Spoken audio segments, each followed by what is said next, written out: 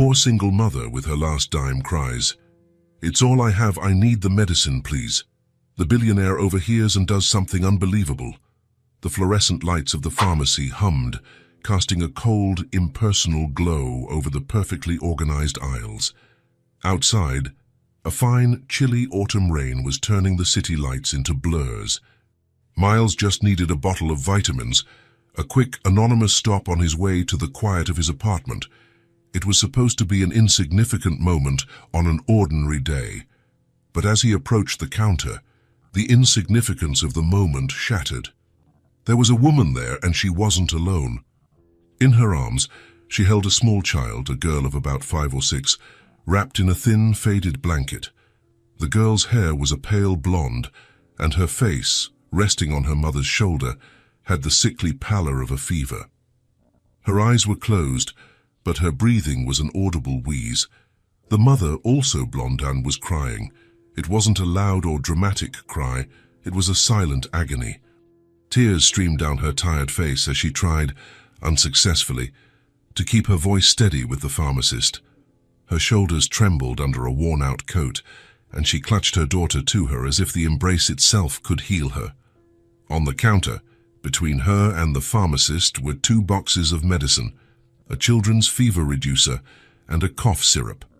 "Please, there has to be a way," the woman was saying, her voice broken by a sob she tried to disguise as a cough. "Look at her, she's burning up." The pharmacist, a young man who looked overwhelmed by the weight of the situation, glanced at the child and then at his computer screen. "Ma'am, the total is $26. I've already used the generic versions wherever possible." $26. For Miles, the price of a casual lunch. For the woman in front of him, it seemed to be an insurmountable wall. "I don't have that," she whispered, and the tears came faster. The little girl in her arms stirred and let out a faint, deep cough that echoed in the store's silence. The sound was like a stab, a physical and audible reminder of the situation's urgency. The mother rocked her gently, her face contorted with pain. "Shh, my love. Mommy's here. It's going to be okay." The words were a lie, and everyone there knew it. Miles stood where he was, frozen in the aisle, feeling like a voyeur to a private tragedy. He should turn around, give them privacy, pretend he hadn't seen, but he couldn't move. He was trapped by the image of this small family falling apart under the cold pharmacy lights. "Can I just take one?" the woman asked, her voice trembling with humiliation. "Which one? The one for the fever or the syrup? Which one would help her more?" The question was so brutal, so unfair, that the pharmacist looked away. "I can't make that decision for you, ma'am. The doctor prescribed both." That answer, though logical, was the final blow. The woman seemed to wilt. With her free hand, she opened her purse and emptied its contents onto the counter.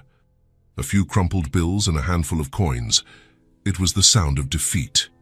"Count it, please," she asked, her voice barely audible.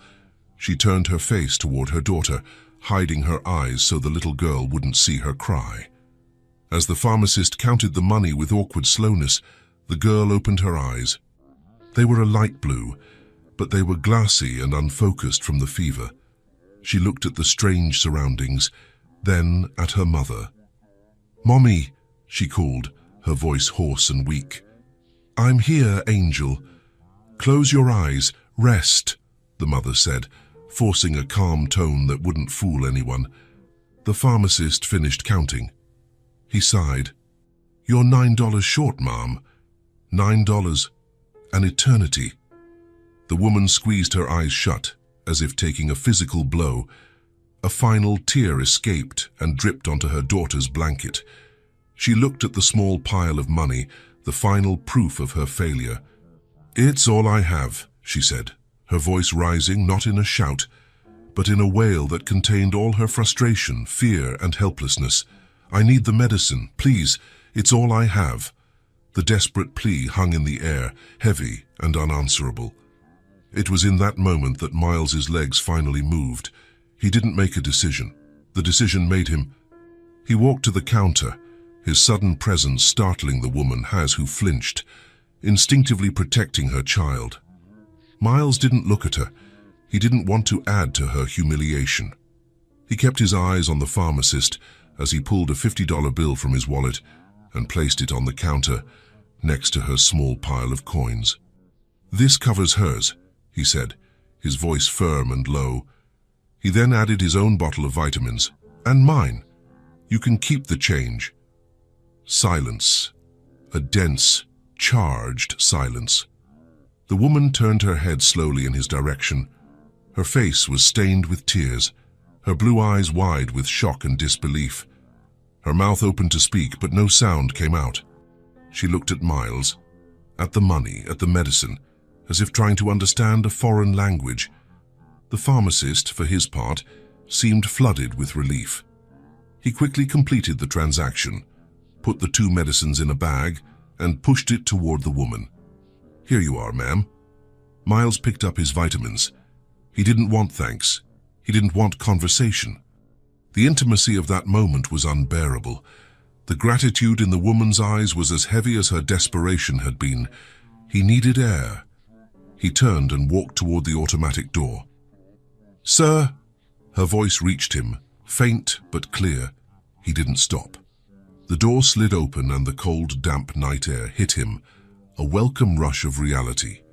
He crossed the wet parking lot, each step quick and determined, as if fleeing the scene of a crime. The crime of indifference he had almost committed. Inside his car, he sat for a long moment, the engine off, listening only to the steady rhythm of the rain.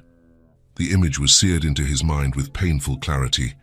The girl's sick face, the sound of her cough, the mother's flooded eyes. He hadn't just witnessed poverty. He had looked into the eyes of a parent's most primal fear, the inability to protect their own child. Her cry, "It's all I have," wasn't about money. It was about the limit of her strength, the end of her options.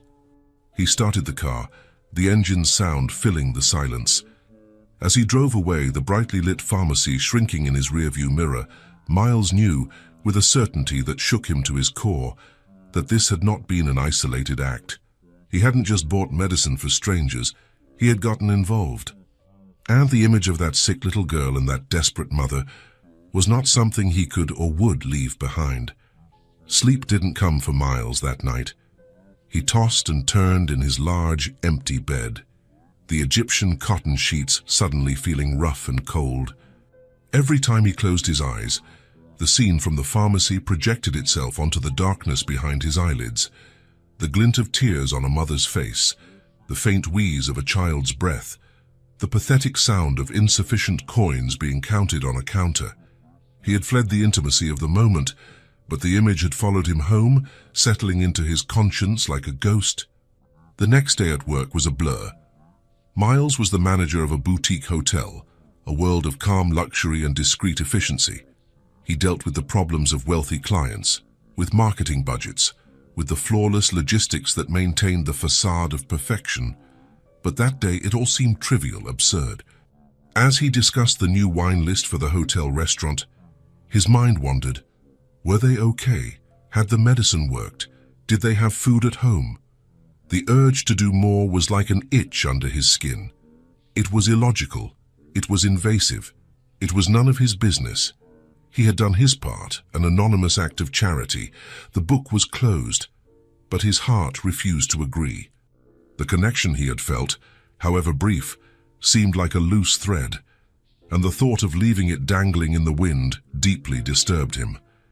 By late afternoon, he gave in. The internal struggle was over, and only one certainty remained. He had to know. He drove back to the same pharmacy. The fluorescent lights were the same. The antiseptic smell was the same, but Miles felt like a different person from the one who had entered the night before. To his luck, the same young pharmacist was at the register, organizing some products. Miles approached, his heart beating a little faster. "Excuse me," he began, his voice lower than intended. The pharmacist recognized him immediately. A flicker of understanding crossed his eyes. "Can I help you?" "I was here last night," Miles said, feeling strangely exposed. "The woman with the sick daughter. I helped pay for the medicine." "I remember," the young man said, now fully focused on him. A tough situation. Exactly. And I can't stop thinking about it, Miles confessed. I know this is going to sound strange, and I completely understand if the answer is no, but I need to know if they're okay. I'd like to help more, maybe bring them some groceries, but I have no way of finding her. I don't know her name or where she lives. Miles paused, expecting the refusal. He was asking an employee to violate every privacy policy imaginable. The pharmacist's face closed off as expected.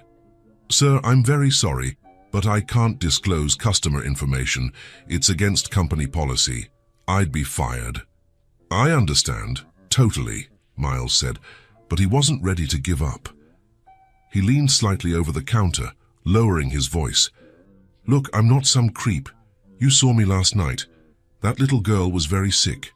Her mother was at her breaking point. I'm not asking for her phone number or her social security number, just an address. I'll leave a box of food at her door and walk away. No one will ever know it was you. The pharmacist hesitated. He glanced over his shoulder into the empty back of the store. The memory of the previous night's scene was clearly strong. He had been a witness too. I really shouldn't, he whispered, the conflict plain on his face. Please, Miles urged, with a sincerity that surprised himself. I just think of the little girl. The mention of the child was what broke the young man's resistance. With a sigh of resignation, he turned to the computer. His fingers typed for a few seconds. He grabbed a notepad and a pen, jotted something down quickly, and tore off the sheet. He folded it and pushed it across the counter toward Miles. She filled out a customer card for a discount a long time ago, he said, not looking at Miles. You didn't get this from me. It was just sitting here on the counter, and you picked it up. Understood? Understood, Miles said, taking the paper. Thank you, truly. He turned and left before the young man could change his mind.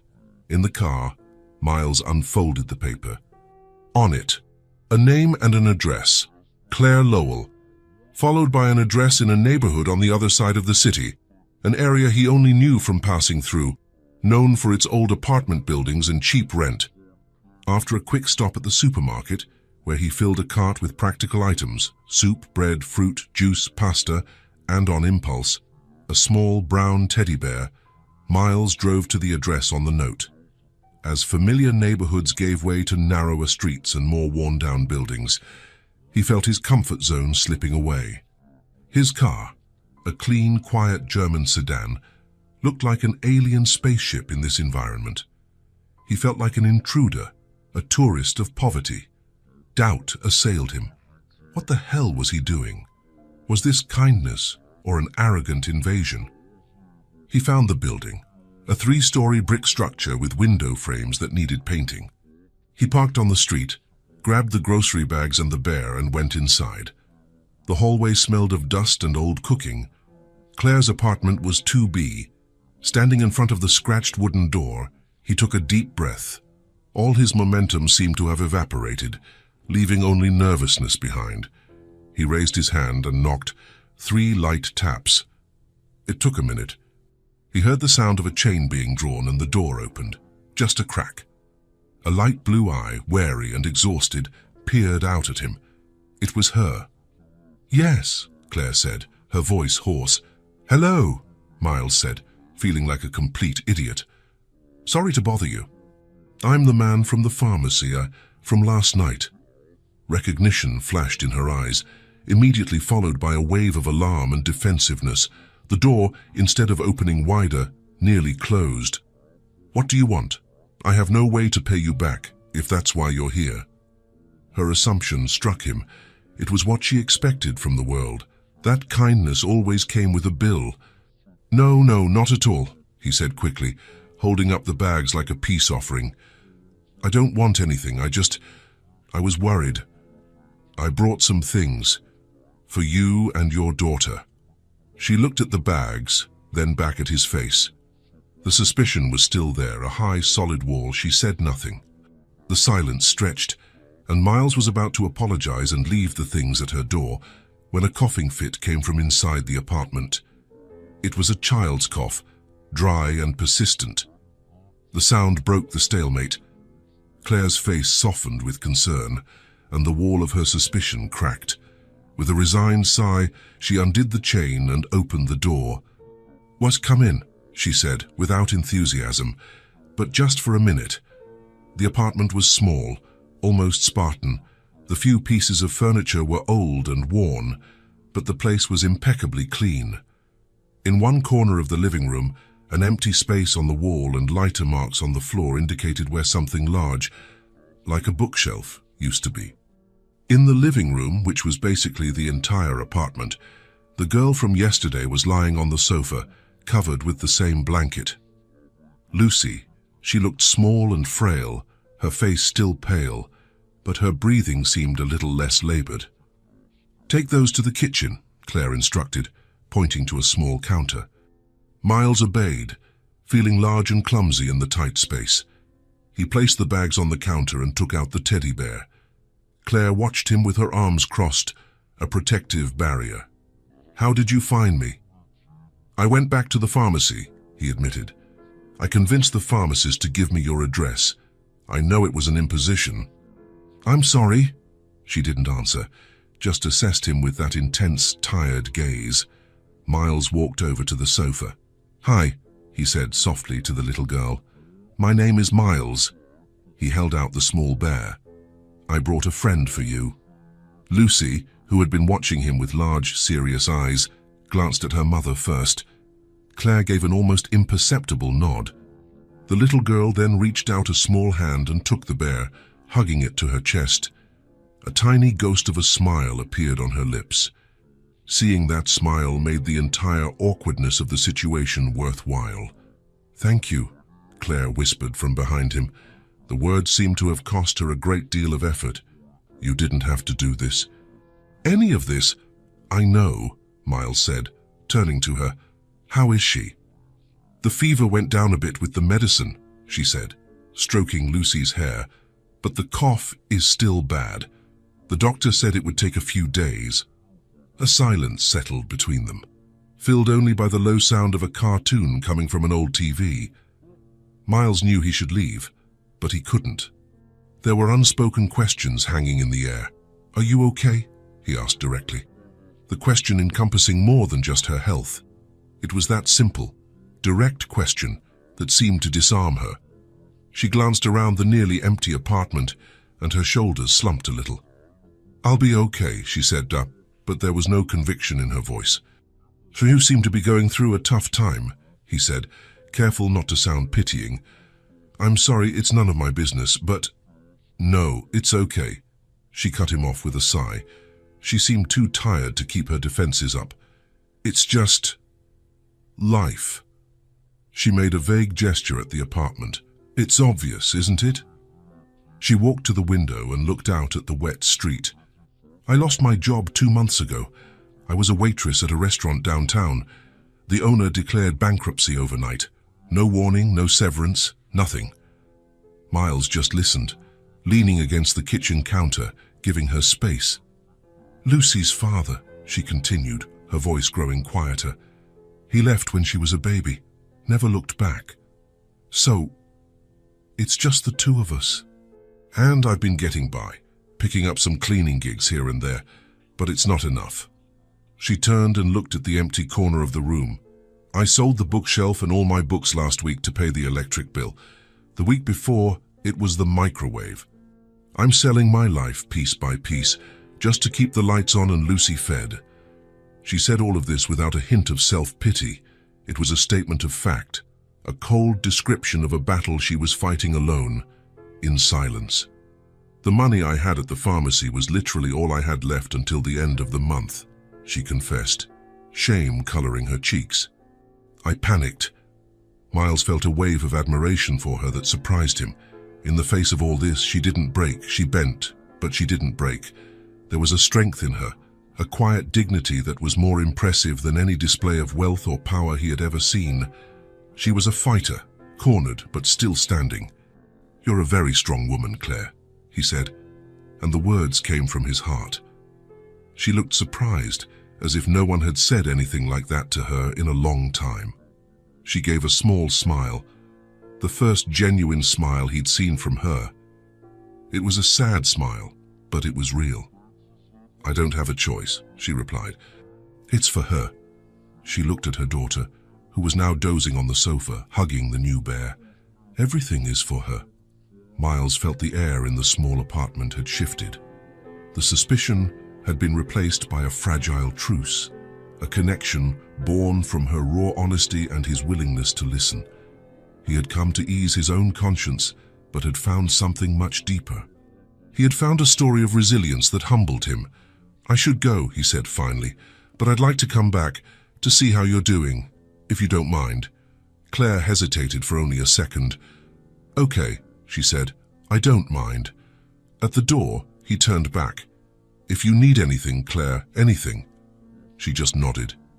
As he walked down the stairs and back into the cold night, Miles knew something fundamental had changed in him. He was no longer a spectator. He had crossed a line, and for the first time in a very, very long time, he felt part of something real.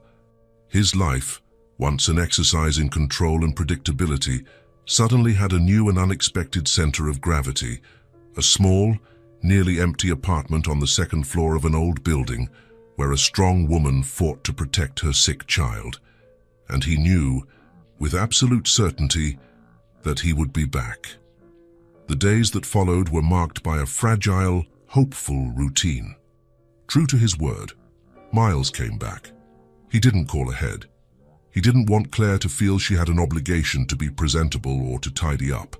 He would just show up, usually in the late afternoon, with a simple excuse in his hands. A bag of fresh oranges, a coloring book for Lucy, 2 hot coffees from a nearby cafe. He never stayed long, aware that he was a stranger in their intimate sanctuary. But his calm presence began to become a silent pillar in Claire's day.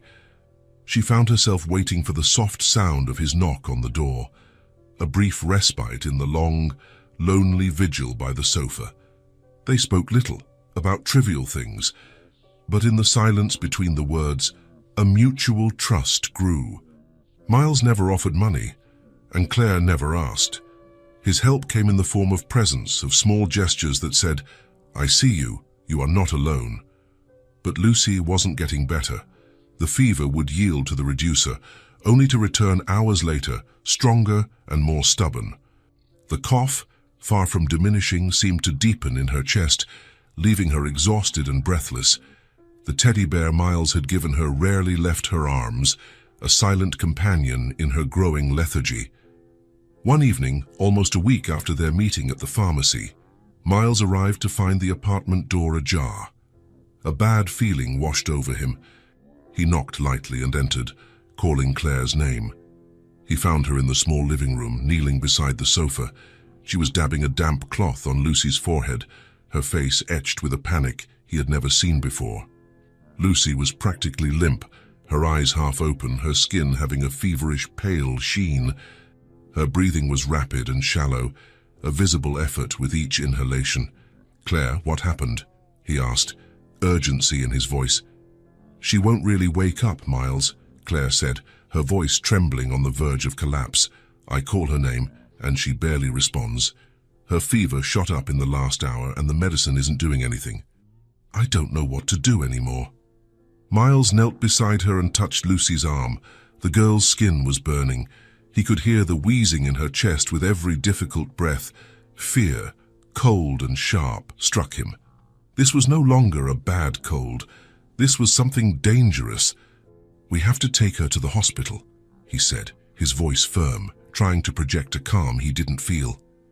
Instantly, the panic on Claire's face twisted into pure terror. It was a different kind of fear, older and deeper.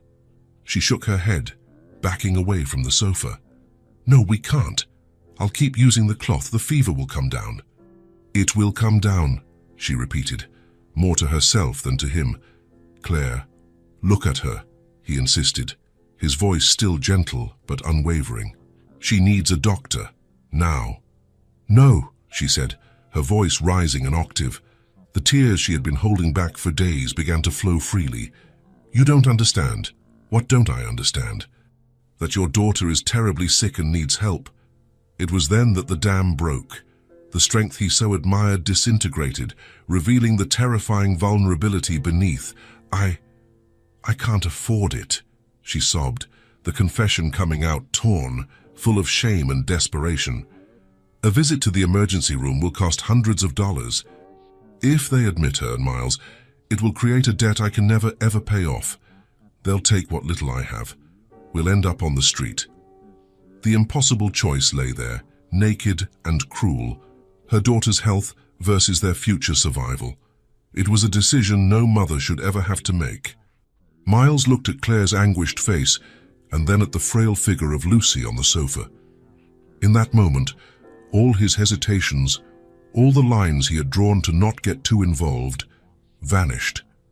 His life, once so calculated and isolated, suddenly had a clear and undeniable purpose. He stood up and held Claire's shoulders, forcing her to look him in the eye.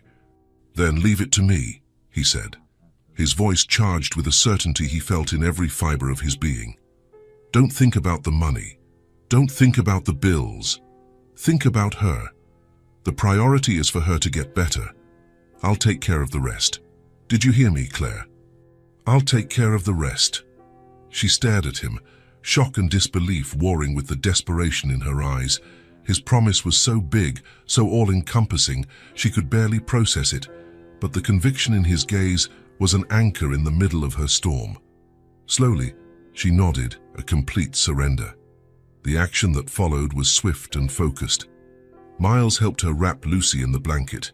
He carried her in his arms, surprised by how light she was, and went down the stairs to his car. Claire followed, grabbing only her purse, moving like an automaton. The drive to the hospital was a tense blur.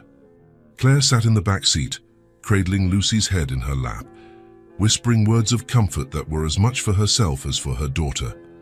Miles drove, cutting through the rainy night, all his senses focused on the task, on the sound of the little girl's labored breathing from the back seat. The emergency room was a chaos of bright lights, beeps, and hurried voices. Claire shrank, overwhelmed by the environment, but Miles took control. He dealt with the receptionist, filled out the admission forms without hesitation, putting his own name and insurance information on the financially responsible line. He answered the nurses' questions with calm precision, shielding Claire from the cold bureaucracy of the crisis. Finally, they took Lucy into an examination room. The wait that followed was torture. They sat side by side in uncomfortable plastic chairs, the silence between them heavy with fear. Miles didn't bother her with empty words of consolation. He just sat there, his presence solid and constant. After what felt like a lifetime, a doctor appeared. He confirmed their worst fears. Lucy's bronchitis had progressed to pneumonia. She was dehydrated, and her oxygen levels were low. She needed to be admitted immediately for intravenous antibiotics and oxygen. Claire collapsed into her chair. But this time, there was a strange sense of relief mixed with the fear. The decision had been made. Lucy was in the right place, getting the help she desperately needed. Lucy was moved to the pediatric wing, a quieter place with walls painted with cartoon animals that seemed to mock the seriousness of the situation. She was placed in a small hospital bed, with an IV in her tiny hand and a thin oxygen tube under her nose. Miles stayed until Lucy fell asleep, the slumber induced by exhaustion and the first dose of medication. He only left when he convinced Claire to lie down in a reclining chair next to the bed. He promised to come back the next day, and he did come back. Every day. His life shifted on its axis. The hotel, his job, his silent apartment. It all became secondary. The hospital became his true destination. He would arrive in the late afternoon after work and find Claire exactly where he had left her, her face pale from sleepless nights.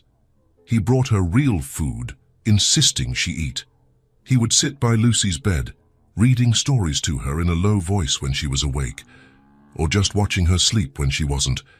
He became a constant, reassuring presence in that sterile room. To the nurses, he was the worried father.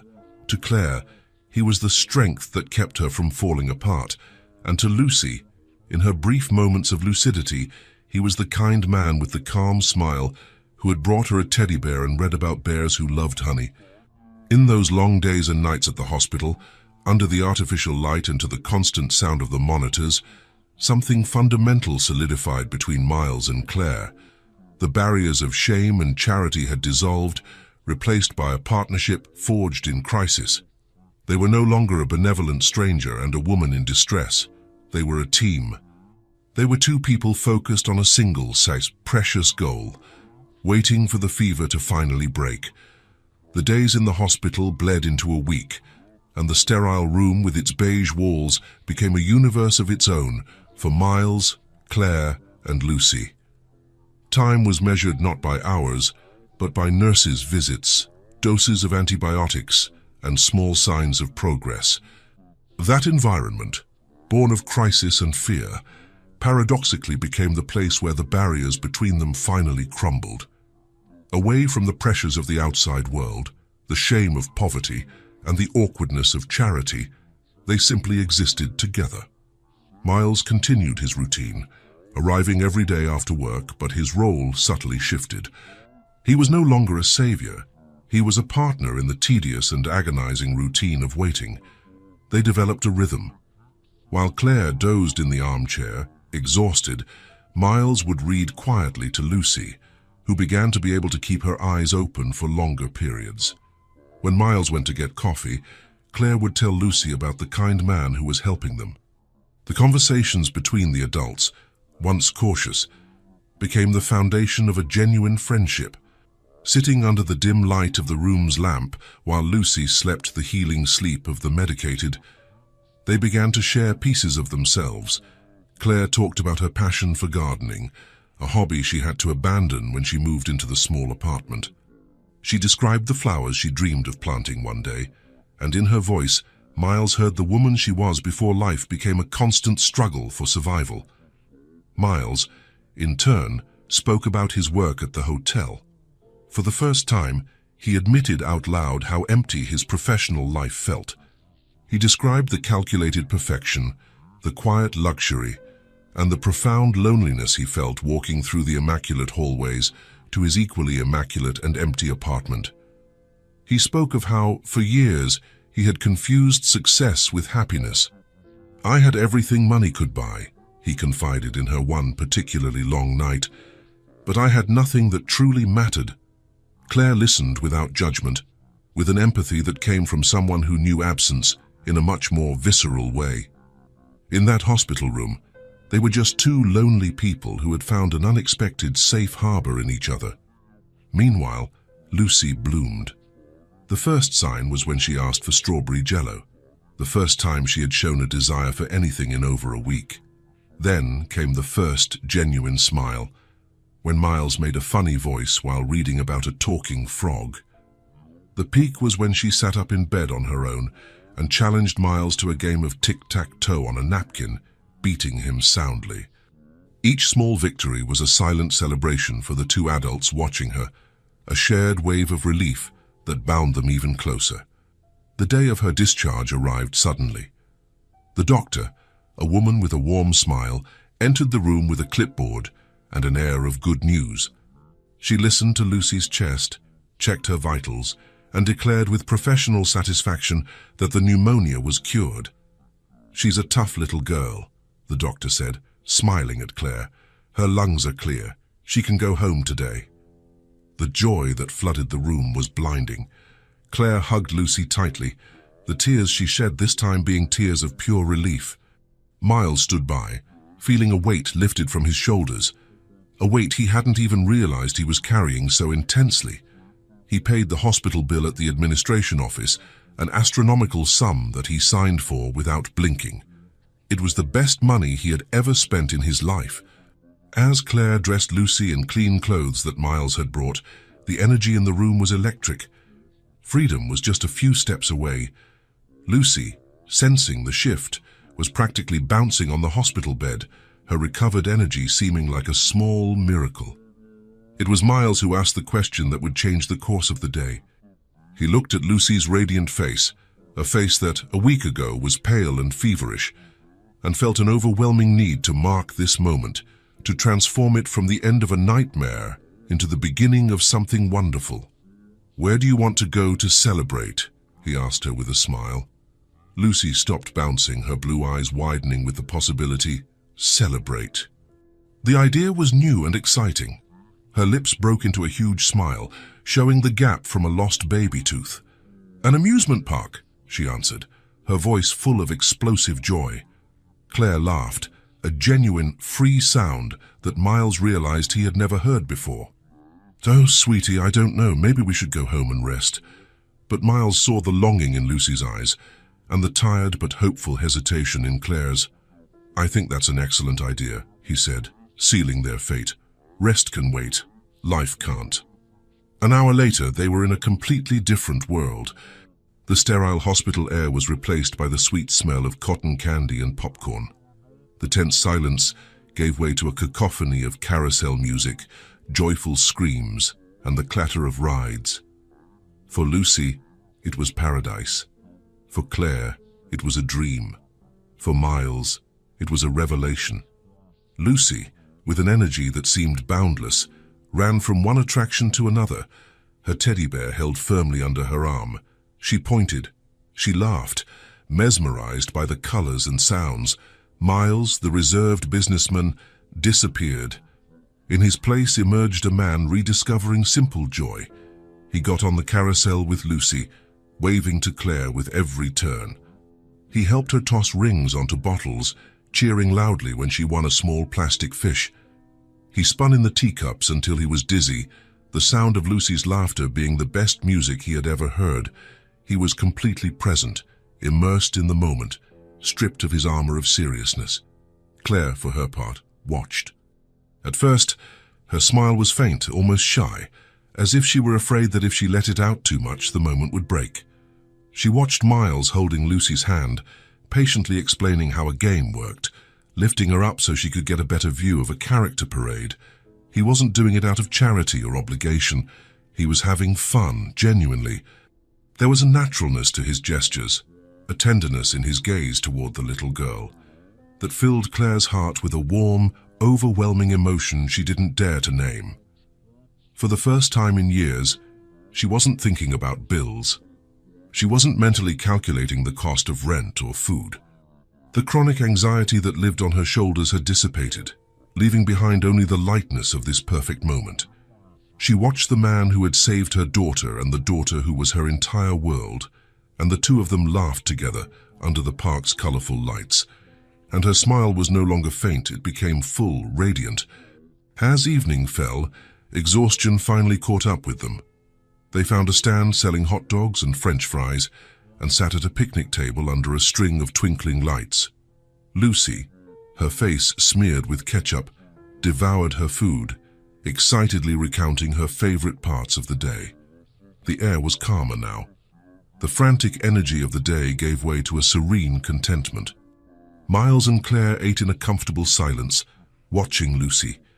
The park lights reflected in her eyes, and the world seemed simple and good. When they finished eating, Lucy finally quieted down, resting her head on Claire's shoulder, nearly asleep. Miles looked at the scene, the mother and daughter bathed in the soft park light, Claire's profile serene, Lucy's face at peace. The noise of the park around them faded away, and all he could focus on was that small circle of warmth. He thought of his life before them, of his silent apartment, his solitary dinners, his weekends filled with a well-decorated emptiness. It was a life of absence, and now, looking at them, he felt a fullness so intense it almost hurt. He turned to Claire, who felt his gaze and met it. "There's something here I don't want to lose," Miles said, his voice low and laden with meaning. He wasn't talking about the park, the Ferris wheel, or the lights. Claire knew that. He was talking about this feeling, Lucy's laughter, the peace on her own face, the sense of belonging that enveloped them like a blanket. She didn't answer with words. She didn't have to. In her eyes, he saw that she understood, that she felt the same. A deep understanding passed between them, a silent acceptance that something irrevocable had happened. They didn't say the words yet. They didn't speak of love or a future. But sitting at that picnic table, with the smell of sugar in the air and the park lights twinkling around them, they were no longer three separate individuals. That day, they had become something new. They were becoming a family. The drive back from the amusement park was quiet, filled only with the soft hum of the car's engine and the peaceful breathing of Lucy, who had fallen asleep in the back seat, exhausted and happy, her face still slightly sticky with cotton candy. When Miles parked in front of Claire's building, he turned and saw her watching her daughter in the rearview mirror, a tender smile on her lips. Without a word needing to be said, he got out of the car, opened the back door, and with infinite care, lifted Lucy into his arms. She barely stirred, nestling her head against his shoulder as if it were the most natural place in the world. Claire unlocked the apartment door, and Miles followed her inside, tiptoeing to Lucy's small bedroom. He laid her down on the bed, and Claire covered her, tucking the teddy bear in beside her. For a moment, they both stood in the dimness, side by side, just watching the little girl sleep. In that silence, in that simple domesticity, there was an intimacy neither of them would have ever expected to feel. As they left the room and gently closed the door, Claire turned to him in the dimly lit living room. The magical day was over, leaving behind a good kind of tired and a quietness charged with unspoken emotions. "You don't have to rush off," she said, her voice little more than a whisper. "Can I make you some tea?" The invitation was simple, but Miles understood what it meant. It wasn't just politeness, it was a desire to prolong the day, to not let the connection they had found dissipate with the night. "I'd love that," he replied. They sat at the small kitchen table, the same spot where he had found her in despair days before. Now the atmosphere was different, it was calm. With warm mugs between their hands, they sat in silence for a while, both lost in thought. It was Claire who broke it, her voice soft in the quiet of the night. "I've never seen her so happy. Today was the best day of her life. Thank you, Miles." "I'm the one who should be thanking you," he answered, sincerely. "I think it was one of the best days of my life, too." He gave a small smile, looking down at his mug. "It's funny, you saw me with her today, and you must think I'm good with kids." "You are," Claire affirmed. "She adores you. It's natural for you." Miles let out a low, almost humorless laugh. "The truth is," he said, raising his eyes to meet hers, "I have no idea what I'm doing." Claire looked at him, confused, waiting for him to continue. "I've never had children," he revealed, the confession hanging in the quiet air between them. "In fact, I've never had nieces or nephews or young cousins around. I've never been around children, ever. Today with Lucy was the closest experience I've ever had." He paused, gathering his thoughts, deciding to be completely honest. "It was always a choice. I built my life to be organized, predictable, and children are the opposite of that, aren't they? They're chaos in human form." He smiled faintly. "To be honest, I've always been afraid of getting attached. Of what it demands of you, of what it can take away, of how much it can hurt if something goes wrong. So I just avoided it. It was easier to keep everyone and everything at a safe distance." He glanced toward Lucy's room. "And then I met you two, and all of that was thrown out the window. Being with her today, seeing her laugh, it was the most terrifying and wonderful thing I've ever felt." He finished, feeling vulnerable, as if he had just confessed his deepest secret. Claire said nothing. She didn't offer words of comfort or easy praise. She just listened. Her calm, understanding eyes gave him the space to be honest without fear of judgment. In that respectful silence, Miles felt an acceptance he had never known. After a long moment, it was Claire's turn to share a piece of her own story, an exchange of vulnerabilities. "You heard me say at the hospital that her father left," she began, her voice steady, factual. "But I never told the whole story. He didn't leave after a fight or because the love was gone. He just disappeared." Miles watched her, his heart aching, but he remained silent, giving her the same respect she had given him. "I was 7 months pregnant. One day, he left for work and never came back. The police looked for him. There was no accident, no crime. He simply packed the bags he kept at work and vanished. He left everything behind, including us. She said it without tears, without anger. It was an old scar, its sharp pain having long since transformed into a permanent part of who she was. There was no victimhood in her tone. There was only the truth. For the first few months, I didn't think I was going to make it, she admitted, looking at her own hands around the mug. The fear was paralyzing. I was alone, broke, and about to bring a life into the world. But then, she was born. And I held her in my arms, and I looked at that tiny little face that depended entirely on me. And the fear didn't disappear, but it got smaller, smaller than the love I felt. I realized I didn't have time to feel like a victim. I only had time to be her mother. The simplicity and strength of her statement filled the small space. Miles looked at this woman, at the quiet dignity with which she carried her story, and the admiration he felt for her deepened into something far more reverent. He had been afraid to get attached, while she had been forced to be the sole pillar for another life. He didn't say, "I'm sorry." Her story didn't ask for pity. Instead, he said the only thing that mattered: "You've done an incredible job." A small smile touched Claire's lips.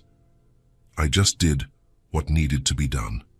In that moment, in the quiet of the night, with a child sleeping in the other room, something fundamentally changed between them. The secrets they shared weren't about weaknesses, but about the truths that had shaped them. He, the man who feared love and attachment, and she, the woman who was abandoned by it and yet turned it into her greatest strength. They were no longer the benefactor and the one in need. They were just two souls who had shown each other their deepest scars and had not flinched. An intimate bond, woven not with threads of passion, but with the stronger threads of trust and mutual understanding, was born there, in that small kitchen. A bond that said, from that moment on, neither of them would have to carry their burdens alone. The intimacy born in the quiet of that night became the new foundation upon which their lives began to be rebuilt. Miles's presence, once an extraordinary event, became a welcome and natural part of the fabric of their days. Their relationship evolved. The dynamic of savior and saved was replaced by an easy partnership, a genuine friendship that breathed in the small moments. The coffee he brought for Claire on cold mornings, the way she saved him the last piece of a pie she'd baked, the shared laughter when Lucy told a nonsensical joke. Miles watched Claire in her tireless search for a new beginning. He saw her, at the end of exhausting days caring for Lucy and the house, sit at the table with the newspaper, determination etched on her face as she circled ads. They were always the same jobs: supermarket cashiers, cleaners, fast food workers, positions that demanded much and paid little, that offered no future and no dignity. One afternoon he arrived to find her coming home, her shoulders slumped in defeat. She had gone to an interview at a roadside diner. "The manager barely looked at me," she recounted, her voice devoid of emotion. "He glanced at my resume, saw the gap from the last few months, and asked if I had trouble holding down a job. I tried to explain about Lucy, but he wasn't interested. There were 10 other people waiting for the same position." Hearing that lit a flame of indignation and purpose in Miles. He saw her resilience, her intelligence, and her grace. The world saw only a flawed resume. In that moment, an idea that had been forming in his mind crystallized into a plan of action. A few days later, he extended the invitation.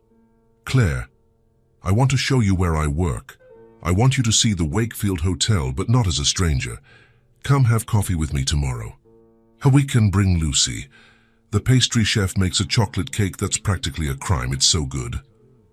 Claire's first reaction was to pull back. The image of the Wakefield How, with its reputation for luxury and exclusivity, was intimidating. "Miles, I wouldn't feel comfortable. It's another world. I don't have anything that would fit in there." "The only thing you need to fit in there is to be yourself," he said, his voice gentle but firm. "You'll be with me. No one is going to judge you. Trust me." And she did trust him. The next day, She got ready with a care she hadn't taken in a long time. She chose a simple but elegant dress she kept for special occasions that never came. When Miles saw her, he smiled. "You look beautiful." Entering the lobby of the Wakefield Hotel was like stepping into another dimension. The air was cool and lightly scented, with the aroma of lilies. The sound was hushed, a mix of low-voiced conversations and a soft piano melody coming from somewhere unseen. Well-dressed guests moved with a calm urgency, and the staff, in their impeccable uniforms, attended to everyone with serene efficiency. Claire felt exposed, as if her hardships were written on her face. But Miles placed a hand lightly on her back, a grounding gesture of reassurance, and guided her to a table in the hotel cafe. While Lucy delighted in her cake, completely oblivious to the opulence around her, Miles and Claire talked. He made her feel at ease, telling funny stories about eccentric guests and the small daily disasters that happened behind the facade of perfection. He made her laugh, and with her laughter, her tension melted away. It was then that he guided her to the real reason they were there. He nodded his head toward the reception desk. "Just watch for a bit," he asked. Claire watched. She saw the receptionist handle a couple who had lost their luggage, the calm in her voice, the way she reassured them. She saw her give directions to a confused tourist, the patient smile on her face. She saw her answer the phone, make a reservation, and greet an arriving guest, all with unruffled grace. "What do you see?" Miles asked. "Efficiency, professionalism," Claire answered. "I see more than that," he said. "I see someone whose main job is to make people feel safe and cared for, and that's why I brought you here." He turned to her, his gaze intense and serious. "Claire, the morning shift receptionist left us last week. The position is open, and I can't think of anyone more qualified to fill it than you." Claire was speechless. A whirlwind of thoughts hit her. Me. Here. Impossible. I only know how to wait tables. I don't know how to use those computers. I'll fail. "I can't, Miles," she whispered, fear and self-doubt overwhelming her. "I don't have the experience. I would mess everything up." "Do you remember the night I found you at the hospital?" he asked. "You were exhausted, terrified, but when the nurse came to ask questions, you answered every single one with clarity and dignity, even as your world was collapsing around you. That's grace under pressure." He continued, "I see how you are with Lucy. The infinite patience, the ability to hear what she really needs even when she's just crying. That's empathy. That's tact." He leaned closer, his voice low and convicted. "I can't teach you those things, Claire. They are part of who you are. How to use a reservation software. I can teach you that in 2 days." He paused, letting the weight of his next words settle. "You have tact, empathy, and dignity. That's everything a guest needs. And it's everything this place needs." His words were like water on dry land. He wasn't just offering a job. He was giving her back a sense of worth that life had stolen from her. He saw her. He saw the strength behind the weariness, the competence behind the need. The tears that welled in Claire's eyes were not of sadness or fear. They were of a gratitude so profound it left her breathless. For the first time in years, she felt powerful. "Yes," she said, her voice clear and strong, echoing with a new sense of purpose. "Yes, I'll take the job." That yes was the sound of a door opening to a new world. The following week, Claire Lowell put on the elegant uniform of the Wakefield Hotel. She felt the quality fabric, the perfect tailoring, and she felt like a new woman. Standing behind the polished marble counter, she discovered a confidence she didn't know she possessed. And, as Miles had predicted, she was a natural. Financial stability brought with it the next big step. Lucy, who had been spending her days at home with a neighbor, could finally start school.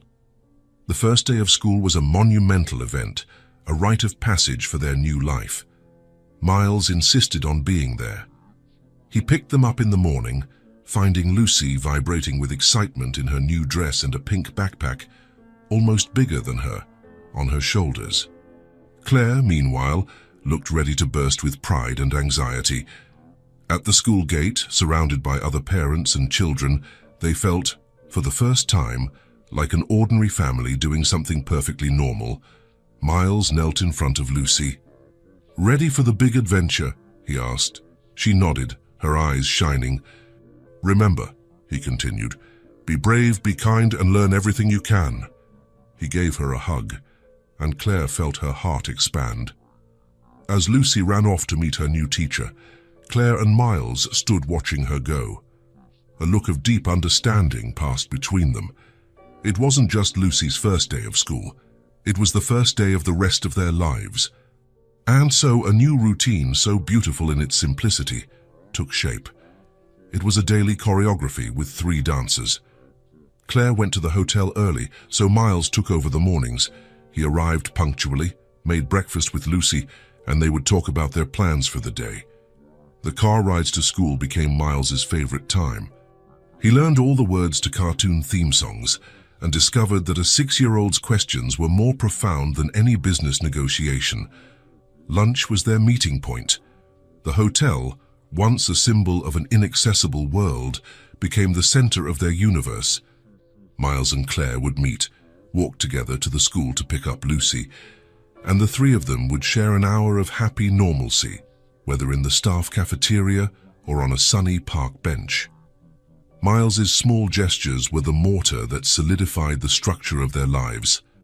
A single flower left at the reception desk for Claire, a book about stars for Lucy, because he overheard her ask about the moon. He wasn't trying to buy their affection. He was simply showing day after day that he paid attention, that he cared. One day, Lucy's teacher commented to Claire at the end of the school day, "Miles seems like a wonderful father," she said with a smile. And today Lucy was telling a little friend about him. The friend asked if he was her dad, and Lucy thought for a moment and said, "No, he's my everyday friend." When Claire told Miles this that evening, he was silent for a moment, visibly moved. Everyday friend. It was the most important title he had ever received. That night, after Miles had left and Lucy was asleep, Claire stood in the living room. The streetlights filtered through the window, illuminating the clean and tidy space.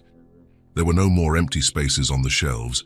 Instead, there were children's books, a small vase with a flower, and photos Miles had taken of them at the park and on the first day of school. She thought about her old fear, the fear of trusting someone, of allowing herself to be vulnerable again. Looking back, she couldn't pinpoint the exact moment that fear had vanished. It had simply eroded, day by day, under the constant, gentle pressure of Miles's kindness. Trusting him was no longer a leap of faith. It was her natural state. He hadn't just opened a door to a job. He had opened the door to her heart. Not with a key, but by simply waiting patiently outside until she felt safe enough to open it herself. And now, the door was wide open, and the house, once dark and empty, was filled with light. The door to Miles's apartment clicked shut behind him, and the sound was sharp and heavy in the silence that greeted him. It was almost 10 at night. He had just left Claire's apartment, where the air was still warm from the dinner they had made together and the sound of Lucy's laughter. Protesting bedtime still echoed in his ears. He had read one last story, received a sleepy goodnight hug, and exchanged a long, warm look with Claire at the door. And now, he was home. His apartment was the epitome of modern success, a spacious, minimalist designed space with floor-to-ceiling windows revealing a breathtaking view of the city lights. The furniture was Italian, with clean lines and neutral colors. The walls were white, adorned with 1 or 2 abstract art pieces that had cost a small fortune. Everything was impeccable. There wasn't a book out of place, a glass out of the cupboard, a trace of clutter. For years, this place had been his sanctuary, his refuge from the chaos of the world, the physical proof of his achievements.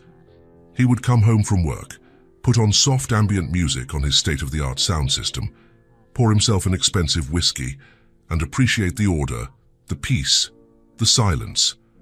But tonight, for the first time, the silence didn't feel peaceful. It felt like a void. He walked through the living room, his footsteps echoing on the polished hardwood floor. The cold city light streamed through the windows, bathing the expensive furniture in a ghostly glow. He didn't turn on the lights. The darkness felt more honest. He stopped in front of the window, looking out at the pulsating city below. Thousands of lights, thousands of lives happening in apartments and houses, and his was just one more point of light, indistinguishable from the others. Before, this view made him feel powerful, on top of the world. Now, he just felt incredibly, profoundly alone. He reached into his coat pocket for his keys and his fingers brushed against a folded piece of paper. He took it out. It was a drawing Lucy had made for him that evening, a solemn gift before bedtime. He brought it to the dim light of the window to see it better. The drawing was simple, made with the wonderfully skewed logic of a 6-year-old. There were 3 stick figures holding hands. One was small, with scribbled yellow hair and a pink dress. Next to her, a slightly taller figure, also with yellow hair. And next to them, a tall figure, with dark hair and broad shoulders. Above them, a sun smiled in the corner of the page, and a disproportionate house with a chimney puffing out heart-shaped smoke completed the scene. He traced the crayon lines with his finger. Its simplicity, the pure and uncomplicated declaration of affection, hit him with unexpected force. That piece of paper held more life and more warmth than his entire perfectly designed apartment. His mind began to drift, comparing the 2 worlds he now inhabited, his world and theirs. Their world was the small apartment, with its second-hand furniture and the constant smell of home-cooked meals. It was a world of sounds. Lucy's voice singing a song from school, the sound of the TV tuned to cartoons, Claire laughing at something he'd said. It was a world of small messes that were, in fact, signs of life. Toys on the living room floor, a pair of small shoes left near the door, drawings like that one held by magnets on the refrigerator door. His world, in contrast, was this vast, silent space.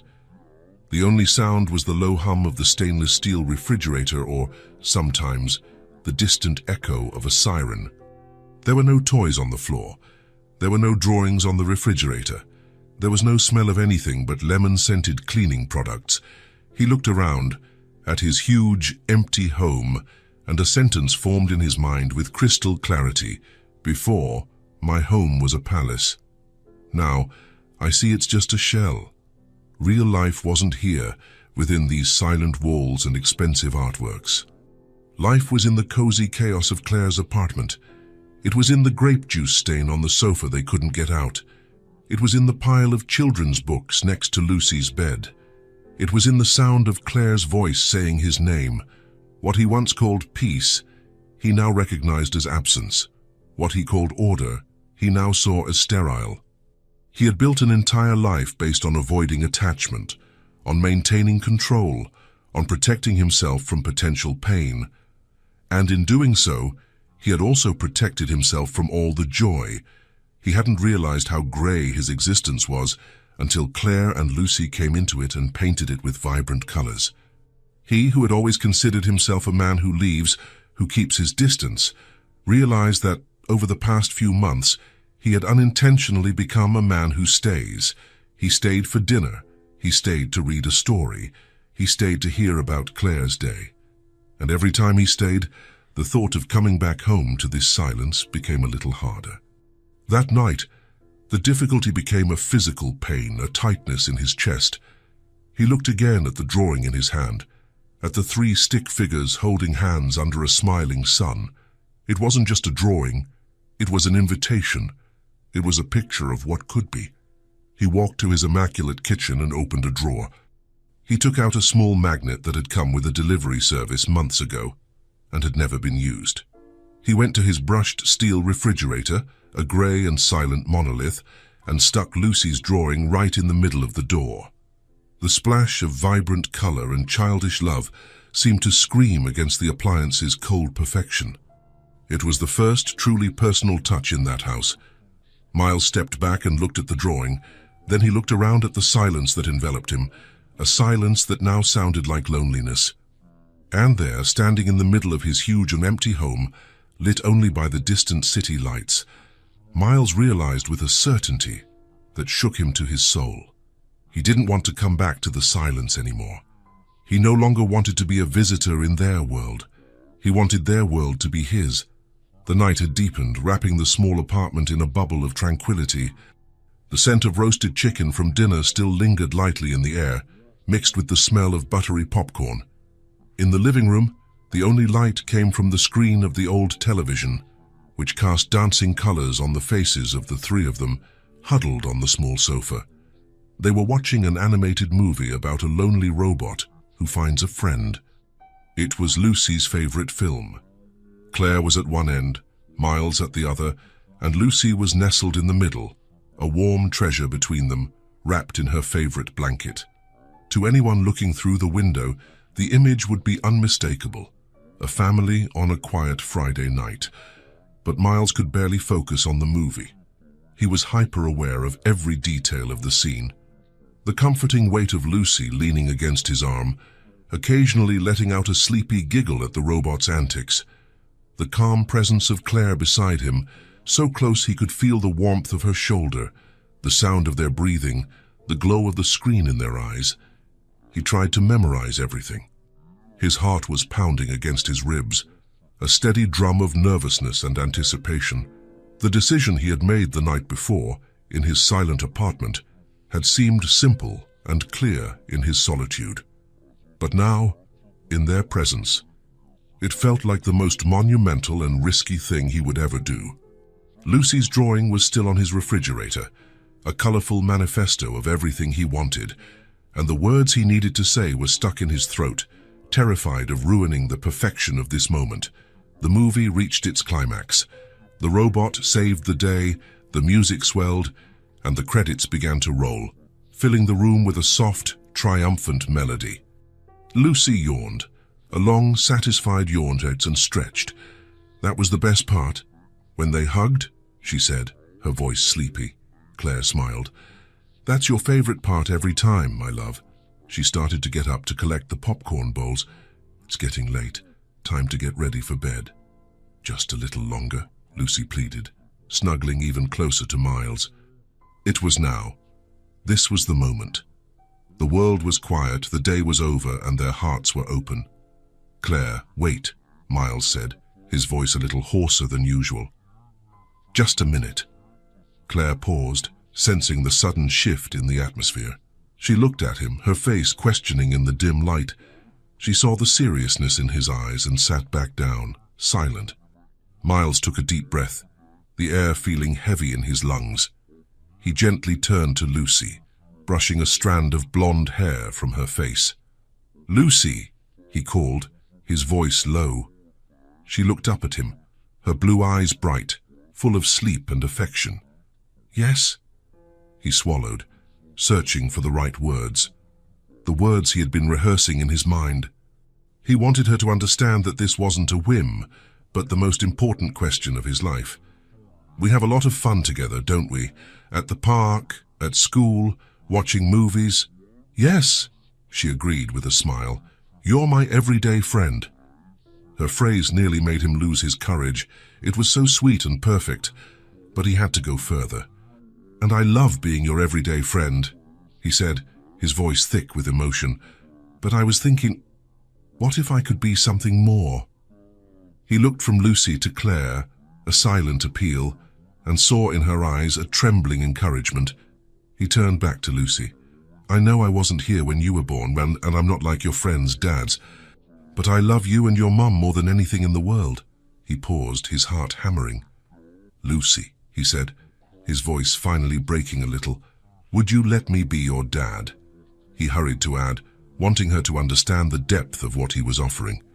Not because of a piece of paper, but because of love. By choice. The silence that followed was the longest of Miles's life. Lucy just stared at him, her eyes wide. The sleepiness vanished completely from her face, replaced by an expression of utter astonishment, as if he had just told her the moon was made of cheese. She processed the words, her mouth slightly open. "Dad, The words seemed to hang in the air between them, full of weight and magic. Finally, her voice came out, a whisper full of wonder. "Really? You're going to be my dad?" Miles felt tears sting his eyes. He could only nod, unable to speak. A slow, radiant smile, the brightest he had ever seen, began to spread across Lucy's face. It was a smile that seemed to come from a deep place, from a secret, guarded wish. "I always wanted someone to call Dad," she said, and then, with a little shriek of pure joy, she launched herself at him. Her small arms clamped around his neck with surprising strength, her head nestling into his shoulder. The hug wasn't gentle or shy. It was an explosion of years of longing, of acceptance, and of pure happiness. And that's what broke Miles. The man who had built walls around his heart, who valued control above all else, came undone in the arms of a 6-year-old girl. The tears he had been holding back rolled down his face, hot and uncontrollable. They were tears of relief, of gratitude, of a joy so overwhelming it hurt. He hugged her back, burying his face in her hair, smelling childhood and home. He cried as he had never cried in his adult life, a silent, cleansing cry for all he had lost and for everything he had just gained. On the other side of the sofa, Claire watched, her hands over her mouth. Tears were streaming down her face too, but on her lips was a serene smile. She watched the man she loved and the daughter who was her world find each other in the most fundamental way possible. She didn't need to say anything. The love that filled that small room was as palpable as the air they breathed. The answer had already been given, not just by Lucy, but by the universe. Miles finally managed to compose himself, though sobs still shook his body. He pulled back a little to look at Lucy, who also had tears in her eyes, but they were happy tears. He wiped her face with his thumb, and then his own. Claire moved closer, sliding across the sofa, and wrapped them both in her arms, creating a circle of warmth. There were no more words, just the soft sound of 3 hearts beating as one. They were a family, not by blood, not by law, not by accident. They were a family by choice, and that was the strongest kind of all. The morning light filtering through the window of Claire's apartment seemed to carry a new quality, a softness that wasn't there before. The previous night had not been a dream. Miles's question, Lucy's answer, the hug that united the 3 of them. It was all real. And this new reality hung in the air, vibrating with a silent promise. Breakfast was a dance of familiar gestures, now laden with deeper meaning. When Lucy, telling a story about school, referred to Miles as Dad, with the naturalness of someone who always had, a moved silence fell over the table. Miles met Claire's gaze, and in that look, he saw the reflection of his own stunned joy. They were no longer 3 people orbiting each other. They were a solar system, with a new gravitational center of love and belonging. It was amidst this newfound happiness that Miles knew the next stage of their journey together could not be delayed. Claire's small apartment, which had for so long been a bastion of her strength and survival, was also a time capsule of her hardships.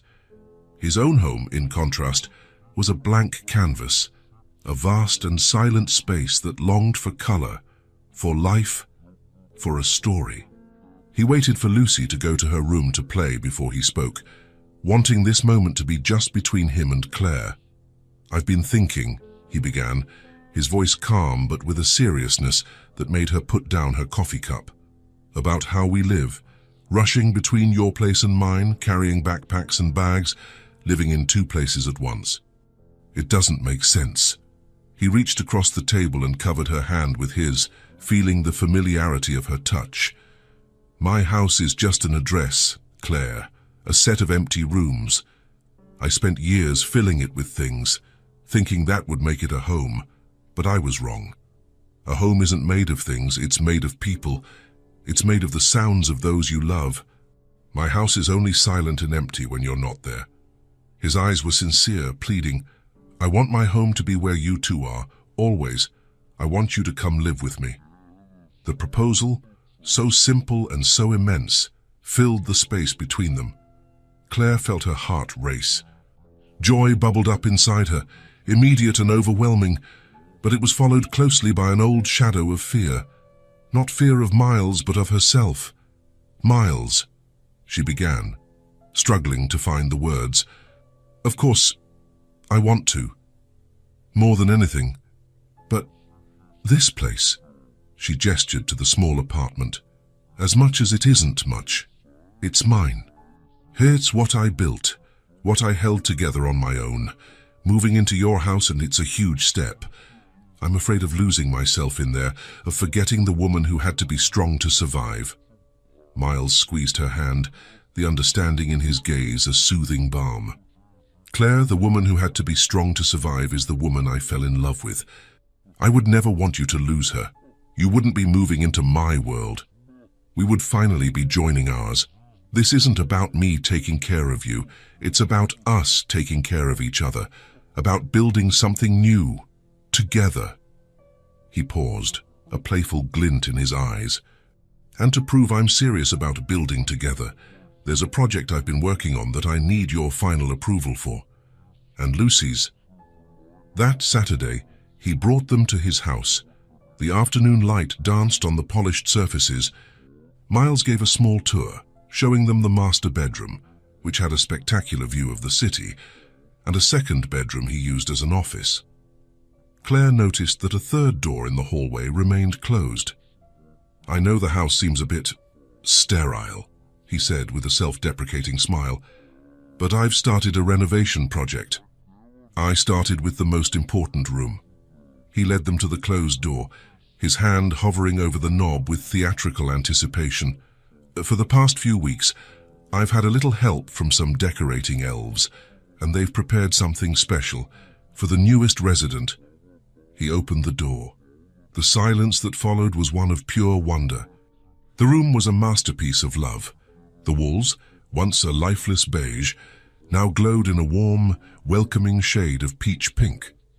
In the center, a white canopy bed seemed to float, with veils of translucent white fabric falling gently around it like a cloud.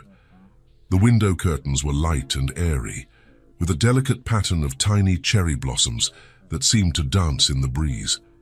On the floor, a circular rug so plush it looked like snow invited one to step on it. In a corner, a small white bookshelf was already stocked with books whose colorful spines promised adventures. Next to it, a child's desk with a full set of art supplies awaited a masterpiece. And on the main wall, in a white wooden frame, an art print displayed a single word in elegant golden script, surrounded by a swirl of stars: Lucy. Lucy, who had been holding her mother's hand, let go and took a step inside, her eyes as wide as saucers. She spun around slowly, taking in every detail as if she had stepped into a fairy tale. She touched the texture of the rug with the tip of her shoe. She ran her fingers along the spines of the books. Finally, her eyes settled on the bed. With a shriek of pure joy that echoed through the silent house, she ran, climbed onto the bed, and began to jump, her laughter filling every corner of the room, of the house, of Miles's heart. "It's the most beautiful room in the world," she declared between jumps. "It's my princess room, for real." "Yes, for real.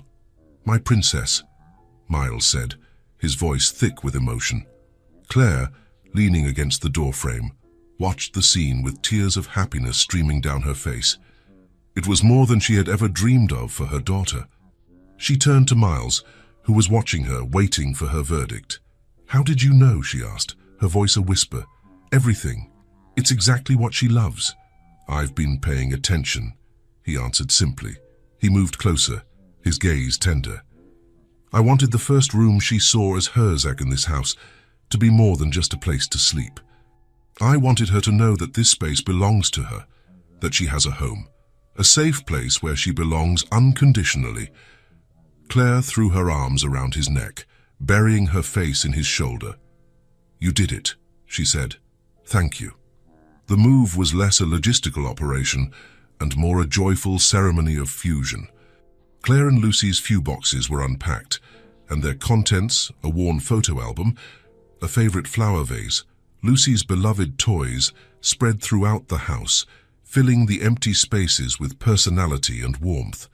A few weeks later, on a sun-drenched Sunday morning, the house was no longer Miles's, it was theirs.